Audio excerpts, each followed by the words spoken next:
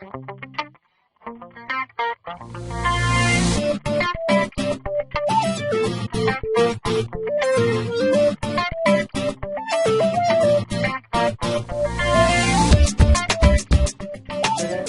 know that I need good credit, or at least some credit, to get to, like, say if I was to move out my apartments, then I would need it to, like, because they're going to check my credit report to see if I'm able to, you know, if I qualify or whatever. Right. And I know, like, even if I was to take out a loan from the bank, I would need to be approved. Right. So it's like I need to have good credit, or at least some credit, and I don't know if I had any credit.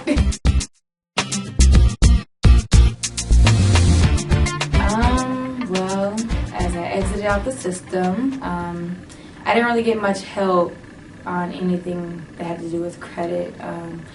Right now, I kind of don't know at all what credit is. I have not had a credit report, credit check, or whatever. And yeah, I'm trying to build credit now, but I don't know the steps in doing so, so I'm kind of like stuck.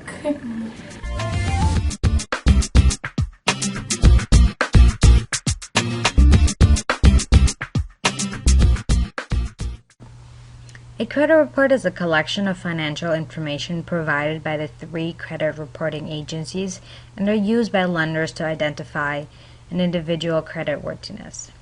It is important for you to obtain and review your credit report because it affects many of the important decisions that you will make in your life.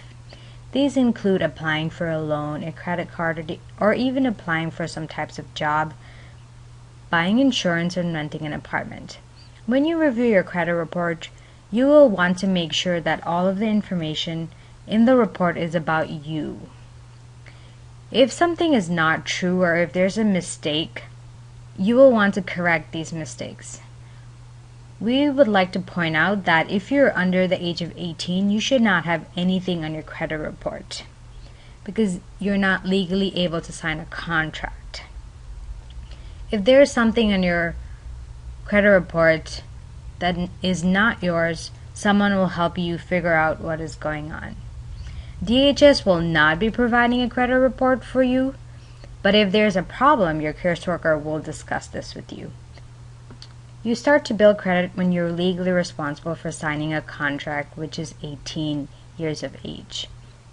Like, for your personal information, it will have where you live. In a credit report, it would also shows how you pay your bill, if you paid it on time, and all of that information. Although you may not have a credit history now, it is important for you to understand how your use of credit will be tracked and how this will affect your future. Each of the 3 credit reporting agencies have a different format of the report they use, so they will not all look the same. For this one, we will use an example from Experian. Experian starts out by providing you with the person's name, which is John Q. Consumer, the number of the report, and the date it was obtained. As we scroll down, you will see it starts with potentially negative items. And this person has a public record section, and they have a civil claim, and the claim has been paid. And just remember that this information is on your credit report if you're involved in a civil claim or anything of that sort. The next negative item that this person has is a credit card. And this was from ABCD Bank. Right now it doesn't have a balance, and it's a negative on his credit report because it was past due for 60 days. You don't want to have you don't want your credit card to be past due at all. Pay your credit card on time. It is important for you to make your payments on time every time. This other negative item on this John Q. Consumer Credit Report is mail call agencies, and it's a past due that's in collection. So one thing you should note here, that this item is being disputed by the consumer.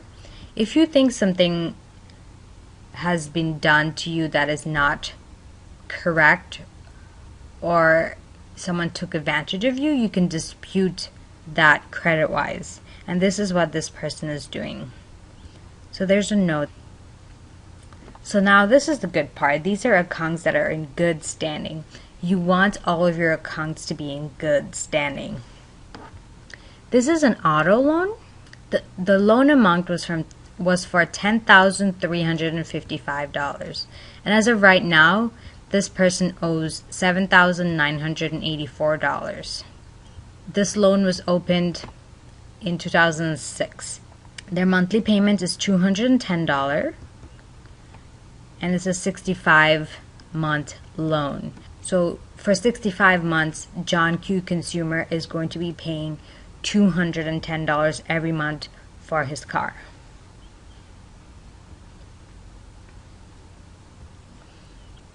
Another thing that's in good standing for this John Q. Consumer is Maine.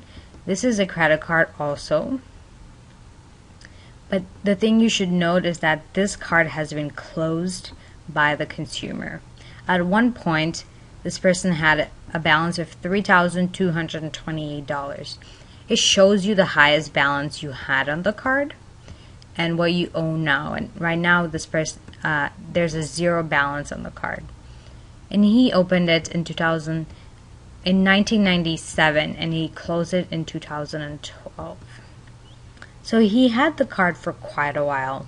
You want to keep your cards open as long as possible, but be responsible as to how much you're spending on the cards. You should be able to pay it off at the end of the month if possible, so you should not spend above your means. So I talked about inquiries. An inquiry is when a lender requests information on you. So they want to give you credit. So they're just making sure that you are credit worthy. So that means they want to know how often you pay your credit cards on time or how many you've missed. They just want to know that you're a good lender or a good potential lenders. The next section on this credit report is your personal information section. And this section may seem simple, but is very important. So it will have your name or any name you've used. Then your social security number is there, the year of your birth. If you have a spouse, it will show up there also. Your employer, telephone number, addresses, as many addresses you've used and that's connected to your credit report somehow. So you may have a credit card and the bill went to that address, or you rented and obviously that's the address you use. So all of your addresses will be there. You know that your credit report is important, but what are some of the uses of your credit report? The two most common times a credit report is reviewed is when you apply for a loan or a credit card. Who else might be interested in seeing your credit report? Other uses of your credit report include renting an apartment, getting car insurance, or getting a job. More and more employers and insurance companies review your credit report before hiring you or giving you competitive insurance rates.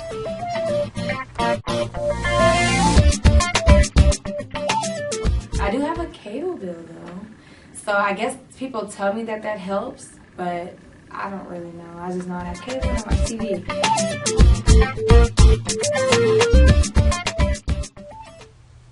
One thing people ask that is usually important is, how do I build credit? After the age of 18, you can start to build credit as you are legally able to sign a contract. This can be exciting and overwhelming at the same time, given how important it is to have credit. Here are 6 steps in which you can use to start building credit, suggested by experts in the field. The first thing you can do is get a secure credit card. A secure credit card is one you get through your bank or your credit union by making a deposit, and they will give you a credit card with that limit. The next thing you should do is do not spend more than you have. Credit card companies want to make sure that you are a responsible borrower before they lend to you. So don't spend more than your credit limit, and you don't spend money you do not have. The next thing is pay on time every time. Make sure you're paying your bills such as rent on time every time. One late payment on any type of credit can affect your credit history negatively. The next is avoid applying for too many cards. Although you want to build credit, do not apply for every card in sight. This is harmful to your credit history. The next is monitor your credit. It is important that you check your credit to make sure all of the information on there is correct. By law, you're entitled to a free credit report annually from all 3 credit reporting agencies. You can go to annualcreditreport.com once a year and get all 3 of these reports at the same time, or you could do it 3 different times per year. The last one is get an unsecured credit card. After about a year of getting your secure credit card and following the other suggestions, you can apply for an unsecured credit card. An unsecured credit card is one where you do not have to put down a security deposit. Patience is important when building your credit. Do not rush. Now that you know how to build your credit, it is important that you continue to build your credit and don't fall into the traps of common credit mistakes. Some people are busy and don't remember to make their credit card payments. Even one late payment can affect your credit score. Lenders see it as a sign of possible unreliability.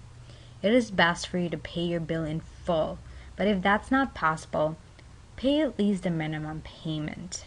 So don't pay your bill late. Because you have a large credit limit does not mean you have to use all of it. Try to limit your credit usage to 30% of what you're allowed to borrow. This shows lenders that you're not overusing your credit. The next common credit mistake is canceling out your credit card. Many of us apply for a credit card because of a feature like charging low interest or no interest or an instant discount on a purchase, and then we decide to cancel the card after we make the payment. This is harmful practice because it hurts your credit score. As with canceling your credit card, not using the cards you have also negatively affect your credit score. The last common credit mistake is applying for more cards than you need. So it's best for you to avoid these 5 common credit mistakes and focus on building your credit.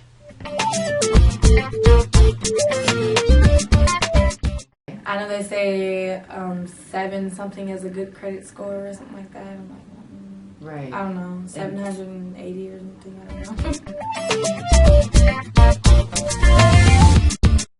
One of the most common credit score that is used out there is called FICO. A FICO score is calculated based on the information in your credit report. Again, your credit report shows you the detailed history of your credit. A FICO score, on the other hand, is a number generated using the information in your credit report. The credit report and the FICO score are equally important. So let's think of your transcript from school. It has all of the classes, and at the end it has a cumulative GPA. So a FICO score is like your GPA. You're getting graded based on your credit. Your credit score or your FICO score ranges from 300 to 850. A FICO score of 300 to 600 is considered poor. A FICO score of 601 to 650 is considered fair, and 651 to 700 is considered good. 751 to 850 is an excellent FICO score.